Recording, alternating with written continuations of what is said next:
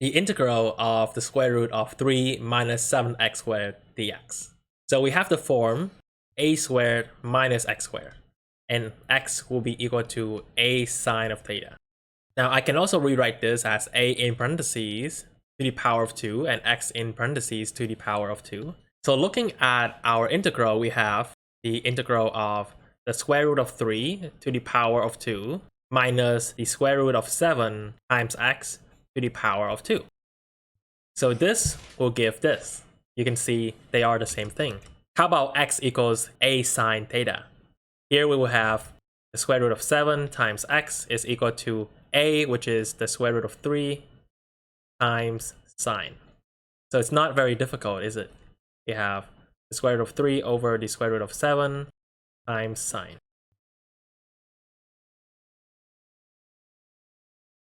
How about the derivative dx over d theta? So the derivative of sine is cosine. We have the square root of 3 over the square root of 7 times cosine. And we multiply both sides with d theta. We have dx is equal to all of this times d theta. Just one thing to note is that the square root of 3 over the square root of 7 is the same as the square root of 3 over 7. Now, our integral would be 3 minus 7 times x squared. So x is this, and x squared will be the square root of 3 over 7 times sine to the power of 2, which will give us 3 over 7 sine to the power of 2 times dx, and dx is this, the square root of 3 over 7 times cosine d theta. Here the 7 will cancel out with this 7. So we have the integral of 3 minus 3 sine to the power of 2 times 3 over 7 in the square root cosine d theta. And let's go ahead and factor out the 3. So we have the integral of the square root of 3 times 1 minus sine to the power of 2 times the square root of 3 over 7 cosine d theta. Now, we know that cosine to the power of 2 plus sine square is equal to 1. So cosine square is 1 minus sine square. This is basically this part. Now, the square root of 3 times cosine squared is just the square root of 3 times cosine.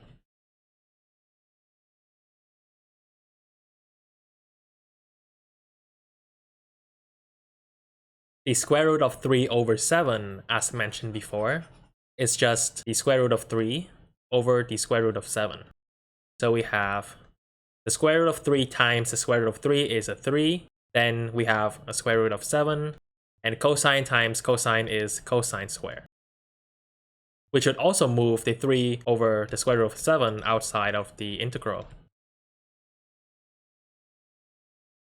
Now, how can we solve this? You have to use one of the formulas. So cosine squared is equal to 1 over 2 times cosine times 2x. So the 2x is into parentheses plus 1. The other formula is sine squared is equal to 1 over 2 times 1 minus cosine. So here we will use this one. We have 3 over the square root of 7 times the integral of 1 over 2 times cosine 2 theta plus 1 d theta. We should bring the 2 outside of the integral. So we have 3 over 2 times the square root of 7, the integral of cosine 2 theta plus 1 d theta.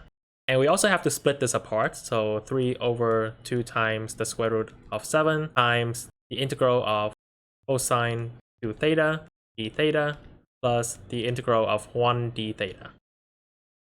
We can use u substitution to solve for the integral of cosine 2 theta d theta. So let u equal to 2 theta. The derivative du over d theta is just 2. So du is 2 d theta, and d theta is 1 over 2 du. We have the integral of cosine, and 2 theta is simply a u. Then d theta is 1 over 2 du. So we have 1 over 2 times cosine of u du, and we have 1 over 2 times sine of u plus c. and u is 2 theta. So we have 1 over 2 sine 2 theta plus c. And how about the integral of 1 d theta? Well, the antiderivative of this is just theta itself.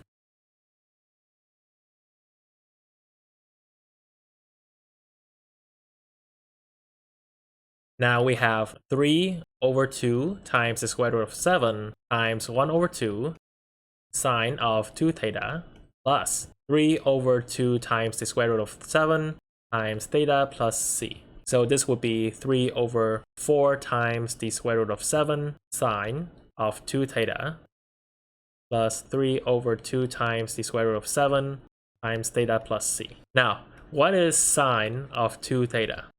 Sine of 2 theta is basically 2 times sine of theta cosine of theta. And we have the 2 and the 4, so they have to cancel out. 3 over 2 times the square root of 7 times sine of theta and cosine of theta plus 3 over 2 times the square root of 7 times theta plus c. X equals the square root of 3 over the square root of 7 times sine. So sine is going to be the square root of 7 over the square root of 3 times x. Now we can use that to our advantage. So let's draw the triangle. And sine is opposite over hypotenuse. So the opposite is the square root of 7 times x, and the hypotenuse is the square root of 3. We have sine, so we just need to find cosine. Now cosine is adjacent over hypotenuse, so we need to find adjacent first. Let's call this b. So the square root of 7x to the power of 2 plus b squared is the square root of 3 to the power of 2. This right here is 7x squared plus b squared is 3. It's 3 minus 7x squared, and we have the square root. So b is 3 minus 7x squared. As a result, cosine is the square root of 3 minus 7x squared over hypotenuse, which is just the square root of 3. This will give us 3 over 2 times the square root of 7 times sine. And sine is the square root of 7 over the square root of 3 times x. And cosine is just the square root of 3 minus 7x squared over the square root of 3 plus all of this. So 3 over 2 square root of 7 theta plus c. Here the square root of 7 will cancel out. We have 3 over 2 times, here we have x over the square root of 3 times the square root of 3 minus 7x squared over the square root of 3 plus 3 over 2 the square root of 7 the theta plus c. We have the square root of 3 times the square root of 3 is a 3. So the 3 will cancel out with this 3. We have x times the square root of 3 minus 7x squared over 2 plus 3 over 2 the square root of 7 times theta plus c.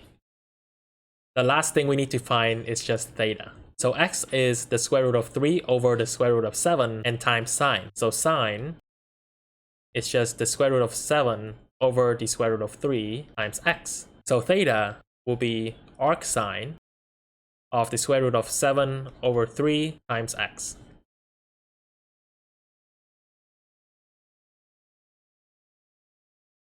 We just substituted arcsine with theta, and finally don't forget the plus c. So I know that's a lot, but this here is our answer.